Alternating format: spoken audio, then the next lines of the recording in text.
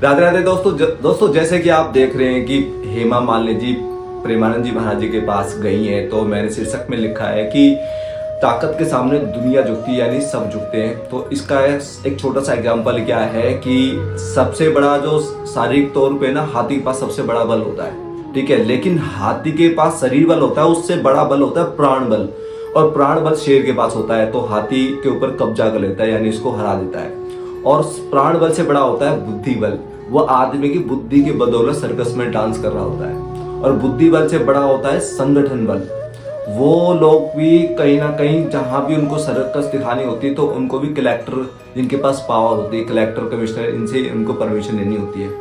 और वो भी कहीं ना कहीं उससे बड़ा, भाई बलों में भी बड़े बल होते हैं, तो सबसे बड़ा संगठन बल, उससे बड़ा जो संगठन होता है जो होता है कि नेताओं के पास, तो वो उनके नेताओं के आगे पीछे चाकरी कर रहे होते हैं। और तो संगठन बल से बड़ा बल होता है आत्मबल, जो कि संत महात्माओं के पास होता है। इसलिए नेता भी संत महात्माओं के आगे झुकते हैं। और आत्मबल से बड़ा बल होता है परमात्मा बल, वो चूंकि एक ही जगह झुकते हैं, कहा, परमात्मा के आगे। आपने देखा होगा प्रेमानंद जी महाराज को, ये कभी किसी के आगे जी हजूरी नहीं करते, क्योंकि उनका एक है वो सर नहीं जो हर दर पर झुकता रहे, और वो दर नहीं जहां सर झुक ना सके।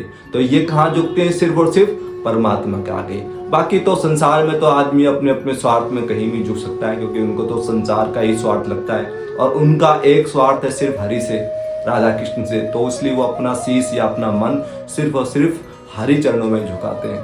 तो सबसे बड़ा बल जो बताया परमात्मा बल, उससे उसकी जो किरण है वो आत्मबल, जो संत महात्माओं के पास होता है। इसलिए सारी दुनिया को उनके आगे शीश झुकाना होता है, ठीक है ना। इसलिए हम संत महात्माओं की इज्जत करते हैं, या उनके प्रति आदर भाव रखते हैं, या उनके प्रति सम्मान भाव रखते हैं, क्योंकि वो डायरेक्ट भगवान का उपदेश हम लोगों को देखते हैं। इसलिए उनकी आत्मशक्ति प्रबल होती है। अब आप देखिए ना, अपनी दोनों किडनी खराब होने के बाद भी उनकी एक आत्मशक्ति तो है, जो कि जनसाधारण के बीच में इस प्रकार का ज्ञान और भक्ति का प्रचार कर रहे हैं। तो मैंने जो शीर्षक में लिखा वो गलत तो लिखा ना, ताकत के सामने दुनिया झुकती है। तो सबसे बड़ी ताकत जो होती है ना, वो आत्मबल की ही होती है, जो कि संत महात्माओं के पास होती है। जय जय श्री राम।